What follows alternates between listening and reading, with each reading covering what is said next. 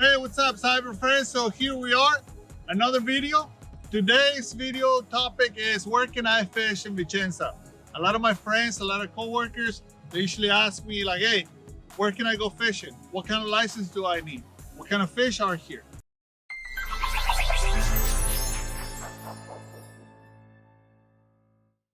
So here in Vicenza, most people do either carp fishing, trout fishing.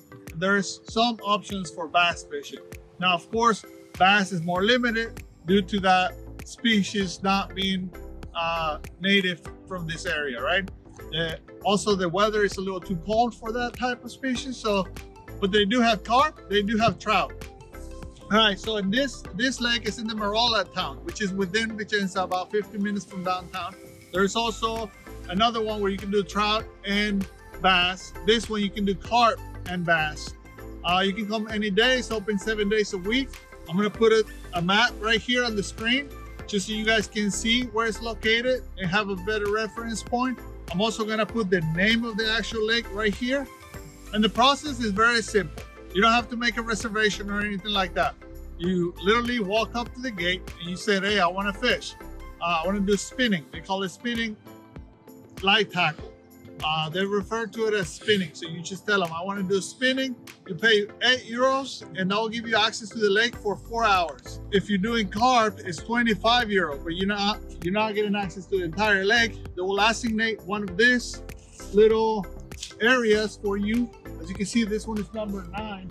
So you'll have about 25 feet worth of lake that belongs to you.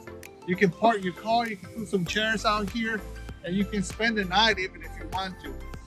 They may have a different fee if you want to stay overnight. I'm not sure about that. I haven't done it. However, 4 hours I think is enough. It's about the right amount of time where you can come out here, hit all the good points, and have a good time. Make sure you didn't leave any stone unturned. If you're from Georgia, Alabama, Florida, or Texas, right? This is not what you're probably used to. This size of a pond, you'd probably be catching one every hour or something like that, maybe more, 5-6 pounders. Here, normally I catch one every trip.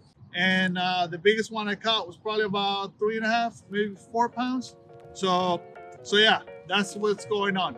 All right, so let's get ready to start fishing. Hopefully we can catch something. If not, I'll try to pick out different things. Maybe talk about some tips, share some tips with you. All right, so see you in a little bit. Like I said earlier, we are out here at the Marola Lake. We got the boys on their bait casters, casting into the wind like pros. We have, each person's got a different setup. Armando's got his Texas rig. Orlando's got his little jerk bait. And then I'm rocking a little jig with the creature. So this is our very first spot that we picked, right around the small laydown. It's more like a tree branch, not really a laydown. But I think we'll have luck right here. After this, we can go to that tree down, lay down, and then that island back there, we're gonna hit that really hard. I think we'll have some good luck with that.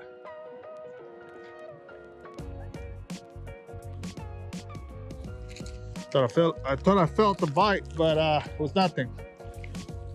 Anyways, for the setup, rocking the DC once again. Armando's got a Barkley 6'6" rod, and he's got a Abu Garcia S. Orlando is rocking a favorite. I think that's the Absolute with the Quantum Smoke S3. That's probably one of my best setups right there. Right now this is my favorite. It's my Shimano SLX DC with the St. Croix Bass X. One thing I love about this Bass X is this foam.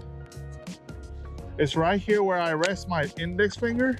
The way I hold my bait caster, I go with three fingers above the trigger. and then my index finger I rested on my rod. Normally all you have is the screw part to lock in the reel. This one has an extra foam piece in here. Also, this has the hook keeper right here. Believe it or not, that makes a big difference for me. When it's back here, I always end up just grabbing onto the lures. I hate it. So I'm not buying any other rods that have a hook keeper back there.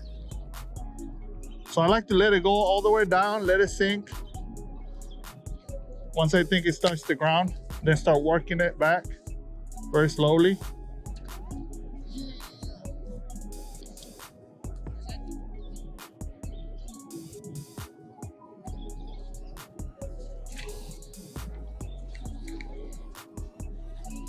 It's like false alarm. We have our setting on number 3, which is the brake setting recommended by Shimano for fluoro. This the SLX DC has 4 brake settings. Number 1 is recommended for braid. Then they have number 2, which is for mono, and then number 3 for fluoro. Number 4 is for super extreme windy conditions. Right now it's a little bit of windy conditions, and I am casting it against the wind. I feel like the fish will face out and try to pick up anything that's being dragged by the current. Now there's not much current here. This is a pond, I get that, but you can see a little bit of water flow this way, and then kind of like bounces out and it spreads out around. I mean, that's a really good soft long cast against the wind. I also have a jig. Jigs are normally easier, right, to cast. Kind of like let it sink and then work it backwards slowly. Really smooth casting with this DC. If you're able to get it, I'll definitely recommend. Also for first timers. So we're out here at the lake, and Armando's gonna show us his unique style that he just came up with. He calls it a 180 cast. All right, Armando, show us what you got. That's pretty good, dude. How did you come up with that? I just came up with it because before, when we came here, I couldn't cast my rod and it would cast. Nice. We got over there Orlando doing some acrobatics as he's fishing. That's a new technique he came up with. Not sure what's going on here. When you see an island like this inside a pond or in a lake, that's what we call a high possibility or high chances area, right? Meaning usually the fish come around and they'll gather around that island just because of the change in water there. They usually push the bait fish right against that bank or that shore. Also, this right here with the small canal in between, that's very likely for fish to be out here. Now the only thing, we just saw like an otter over there, or like just a river otter. So there's probably not many bass in this specific area, just because you can see the otter over there just eats them. You know, they like to eat the bass. This lake has a lot of carp too, so maybe they eat carp as well, but I know for sure they eat the bass. So it's probably not gonna be that many in this specific area, but normally this is a good high chance area. Regardless of that, I like to come out here and spend some time in this area, work this entire area as if I didn't know there was a otter, for the simple fact that I get to practice my cast. There's a lay down, there's the the tall grass over there. And I like to practice my cast. I like to practice my all kinds of casting, right? Like my pitching, flipping. I also like practicing. I also like to practice my water skipping. Sometimes it works, sometimes it doesn't. Like I said, I like to practice it. Even though I know this is not a high possibility area, for the simple fact that there is an otter, I still like to come out here and practice that. My throws against the grass to see how close I can put it there. Normally, when you see this area and place like that, the bass are going to be resting against it, facing it, looking for bugs coming into the water, or maybe even pushing the bait fish into the areas of the island where the water goes on the surface.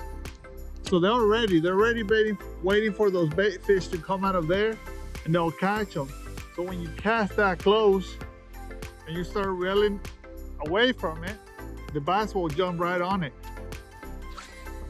So I like to do those type of throws, those type of casts, and get it really close to the tree branches or whatever it is, you know, tall grass, corn looking grass.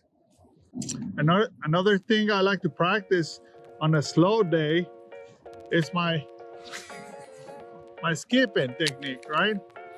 You need to learn, right? That's gonna allow us to put those lures under a dock or under a lay down. And when we go to other lakes that have those tree branches that kind of like overlap the water and provide that shade, bass love to hide underneath that, especially during the day. It gives them some cover from birds and stuff, predatory birds, kind of like eagles or hawks.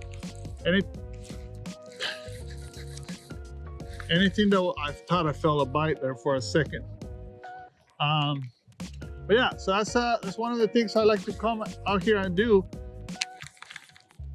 especially when the fishing is or the bite is kind of slow. I like to come and practice my other techniques that I'm working on to get better at. Even flipping and pitching on that log, that's a really good surface where you can practice that. A little bit of skipping and getting more accurate with it. The only thing is I love changing setups. I love trying out new bait casters. I have a bunch of different rods, so sometimes that actually works against you, especially when you are getting good at it with a specific setup, and then you go to change it.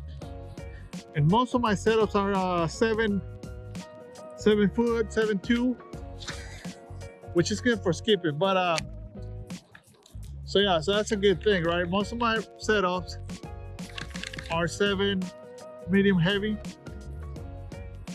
so they're about the same. However, every brand, it's a lot different, right? So you can get some noodles out there, you can get some stiff rods depending on the company. All right, cyber friends, so we had a good day at the lake. No bites, no hookups. That's why it's called fishing and not catching. It happens. Today was one of those days where we couldn't get the skunk out of the bank, out of the side of the lake. We took the L, we took the 0, but again, it's okay. It was a good family day. We spent some time together with the boys. They got really good at casting, the bait casters. We didn't bring any spinning gear today. It was all bait casters, and they did amazing. So yeah, thank you for watching, and have yourselves a great fishing day. Later.